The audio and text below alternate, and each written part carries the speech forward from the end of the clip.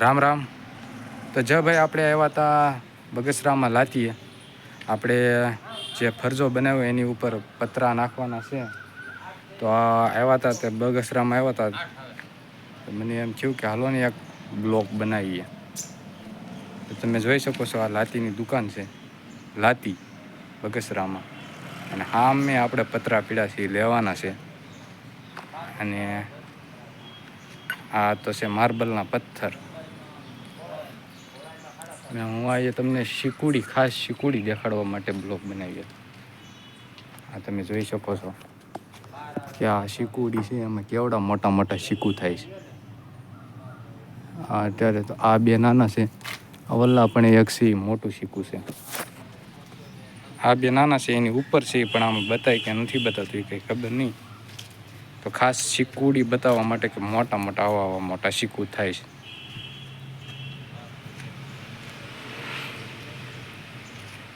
જોઈ શકો છો,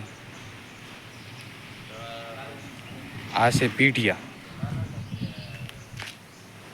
તો આ પાછળ તમને બતાવી છે એ પીઢિયા છે. અને આ તમને હું કુંડિયું બતાવું છું. કુંડિયું આપણે જે આવે, આ કુંડિયું છે. આમાં અલગ અલગ વસ્તુ છે, શું છે શું નહીં એ કાંઈ ખબર છે નહીં. આમ બધી અલગ અલગ વસ્તુ છે. આપણે તો કાંઈ આ કુંડા લાગે છે.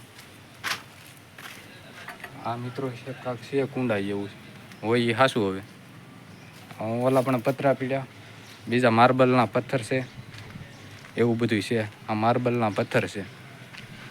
અને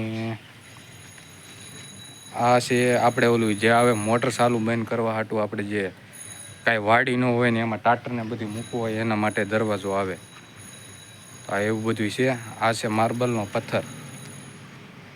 આપણે જે પાણીયારું બનાવવું હોય ને તો એમાં માર્બલનો પથ્થર મૂકવામાં આવે. તો એ માર્બલનો પથ્થર છે.